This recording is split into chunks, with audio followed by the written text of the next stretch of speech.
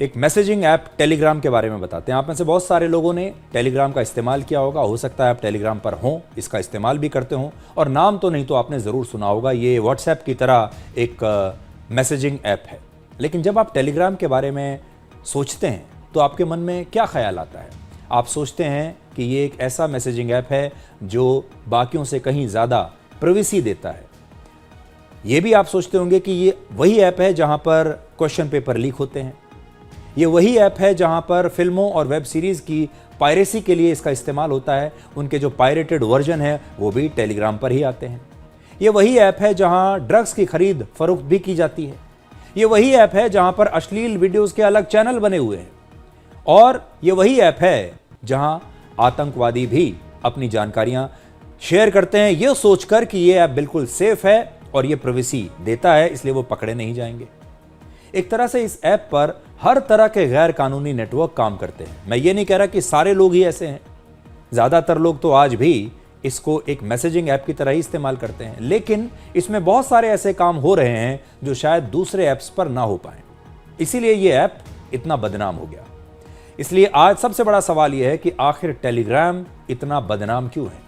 आज इसी को डिकोड करेंगे, लेकिन सबसे पहले आपको टेलीग्राम विवाद की आज की 3 बड़ी खबरें या अपडेट बताते हैं। पहला, भारत में 22 जून तक टेलीग्राम के बैन करने के मामले पर आज दिल्ली हाई कोर्ट में सुनवाई हुई और कोर्ट ने इस पर अपना फैसला सुरक्षित रख लिया। यानी इस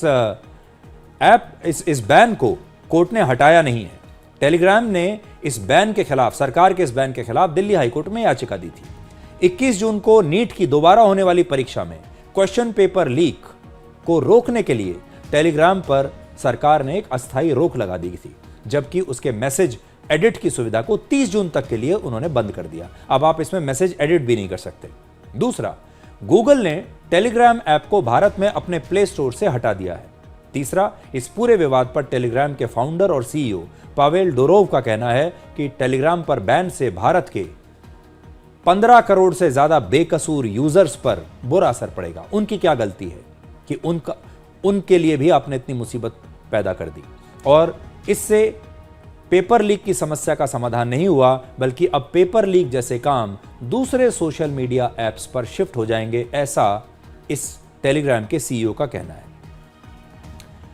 अब आपको दिखाते हैं कि दुनिया भर में टेलीग्राम इतना बदनाम क्यों है और हर गैर कानूनी काम जब होता है तो उसके साथ टेलीग्राम का नाम क्यों जुड़ जाता है। चीन, ईरान, नेपाल और वियतनाम जैसे देशों में इस ऐप पर बैन लगाया जा चुका है, जबकि रशिया, ब्राजील, स्पेन, थाईलैंड जैसे कई देशों में टेलीग्राम पर कुछ समय के लिए अस्थायी बैन लगाया गया। टेलीग्राम के जरिए इन देशों में सरकार विरोधी एजेंडा चलाना, हेट स्पीच या प्रोपेगेंडा फैलाने, अश्लील कंटेंट शेयर करने और मनी लॉन्ड्रिंग जैसे गंभीर अपराधों के आरोप में कार्रवाई की गई। टेलीग्राम के फाउंडर और सीईओ पावेल डुरोव को अगस्त 2024 में फ्रांस में गिरफ्तार किया गया था।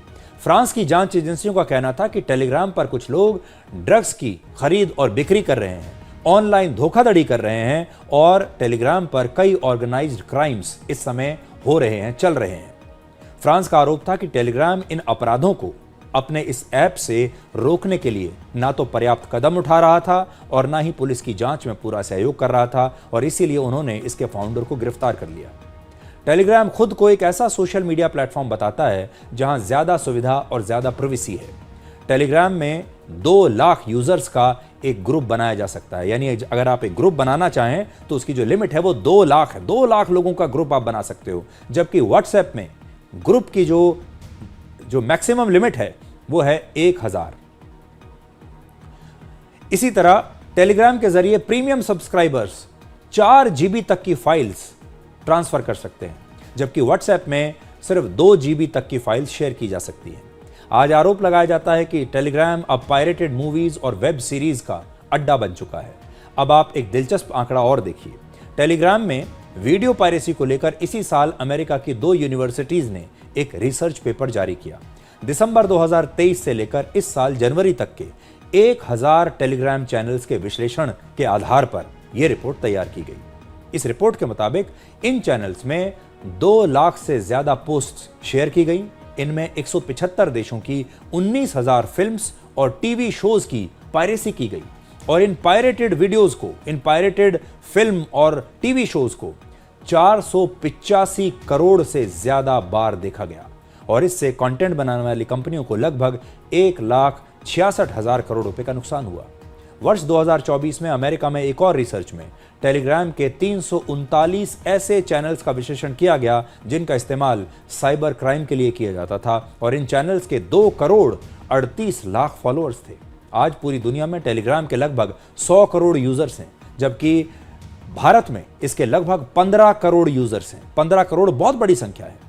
टेलीग्राम की स्थापना वर्ष 2013 में रशिया के 2 भाइयों ने की थी जिनके नाम हैं पावेल डुरोव और निकोलाई डुरोव। लेकिन कुछ समय बाद उन्होंने रशिया छोड़ दिया, बाहर चले गए और वो दुबई में शिफ्ट हो गए। टेलीग्राम का मुख्यालय अब रशिया में नहीं है बल्कि दुबई में है और क्वेश्चन पेपर लीक को रोकने के लिए टेलीग्राम पर बैन का सभी लोग वैसे तो स्वागत कर रहे हैं, लेकिन राहुल गांधी ने इसमें भी राजनीति खोज ली। 17 जून को राहुल गांधी ने सोशल मीडिया पर लिखा कि टेलीग्राम का जो बैन लगाया गया है इसकी जरूरत नहीं थी। उन्होंने लिखा, लाखों छात्र टेलीग्राम पर पढ़ते हैं, अपने नोट्स और टेस्ट सीरीज शेयर करते हैं, अब उनसे यह सुविधा छीन ली गई है। राहुल गांधी वही बातें कर रहे हैं जो टेलीग्राम के फाउंडर कह रहे हैं। राहुल गांधी को टेलीग्राम बैन पर राजनीति करने से पहले उन छात्रों को भी जरूर सुनना चाहिए जो इस बैन का स्वागत कर रहे हैं। टेलीग्राम ग्रुप्स में जो एक्टिविटीज़ हो रही है उसको देखते हुए I think it's better for short term कि उसको बैन कर दिया जाए, ताकि क्योंकि इतना बड़े लेवल का एग्ज़ाम है और इतने सारे लोगों का करियर स्टेक पे है, तो आई थिंक अगर इससे थोड़ा बहुत भी उसके रिस्क कम होते हैं तो I think that is a good decision. ये बेनिफिशियली है हमारे लिए क्योंकि उससे बहुत ज़्यादा डिस्ट्रैक्शन वगैरह होती थी कि पेपर लीक का है तो सारे बच्चे वहीं लग जाते थे। ये अच्छा इनिशिएटिव है क्योंकि ऐसे टेलीग्राम मेन चैनल की तरह काम कर रहा था ये सब लाइक पेपर लीक वगैरह को, और इस बार ऐसे ओपन चैलेंज भी रखा गया था तो स्टूडेंट्स के ऐसे फ्यूचर एग्ज़ाम के जो रीनीट हो रहा है उसमें रिस्क लेने से अच्छा है किसी अगर रिस्क ना ले और उसको बैन कर दिया जाए तब तक के लिए। आई थिंक तो बंद हो ही जाना चाहिए। अगर बार बार पेपर्स लीक हो रहे हैं, it's not like first time हुआ और फिर उसके बाद ऐसा रिपीट नहीं हुआ, रिपीट हुआ है, तो आई थिंक कुछ टाइम के लिए टेलीग्राम को बंद कर देना सही है और फिर उसके बाद दोबारा से शुरू कर दो। जो लोग टेलीग्राम पर लगे इस बैन का विरोध कर रहे हैं उनका तर्क है कि इस बैन से अपराध नहीं रुकेंगे बल्कि अपराधी दूसरे ऐप पर चले जाएंगे। पेपर लीक नहीं रुकेगा बल्कि दूसरे ऐप्स पर पेपर लीक होने लगेगा। लेकिन अगर किसी प्लेटफॉर्म पर संगठित तरीके से अपराध हो रहा है तो क्या सिर्फ इस डर से कार्रवाई ना करें कि अपराधी अब कहीं और भाग जाएंगे, कहीं और चले जाएंगे? ये बिल्कुल वैसे ही है कि जैसे चोरी के अड्डे पर छापा मारने पर कोई कहे कि चोर यहां से भागकर दूसरी जगह चले जाएंगे तो छापा मारने का फायदा क्या? इसलिए कार्रवाई नहीं होनी चाहिए। टेलीग्राम के बैन होने पर अपराधियों का नेटवर्क जरूर टूटेगा, उन्हें परेशानी होगी। अगर एक नेटवर्क से दूसरे नेटवर्क पर भी जाएंगे तो उनकी जो चेन है वो टूटेगी। इसमें उन्हें समय लगेगा, इसमें उन्हें बहुत सारे और काम करने पड़ेंगे जिससे कि काफी समय लगेगा और तब तक हमारा नीट का एग्जाम हो चुका होगा। हजारों गैर कानूनी चैनल्स बंद हो जाएंगे और उनके फॉलोअर्स भी आगे चलकर डरेंगे कि कोई ऐसा काम नहीं करना है। ऐसी कार्रवाई का मकसद सिर्फ अपराध रोकना नहीं होता बल्कि यह संदेश देना भी होता है कि सोशल मीडिया प्लेटफॉर्म्स को जांच एजेंसियों के साथ सहयोग करना होगा। और इस गलतफहमी में मत रहिए कि सोशल मीडिया प्लेटफॉर्म अगर आपको प्राइवेसी का वादा कर रहा है तो उस पर छापे नहीं पड़ेंगे, उस पर एक्शन नहीं होगा। इसकी वजह से अब दूसरे प्लेटफॉर्म्स भी अपने ऐप्स पर ज्यादा सख्ती बरतेंगे। और सबसे बड़ी बात, यह कार्रवाई 23 लाख बच्चों के भविष्य की सुरक्षा के लिए की गई है जिसमें किसी को कोई शक नहीं होना चाहिए।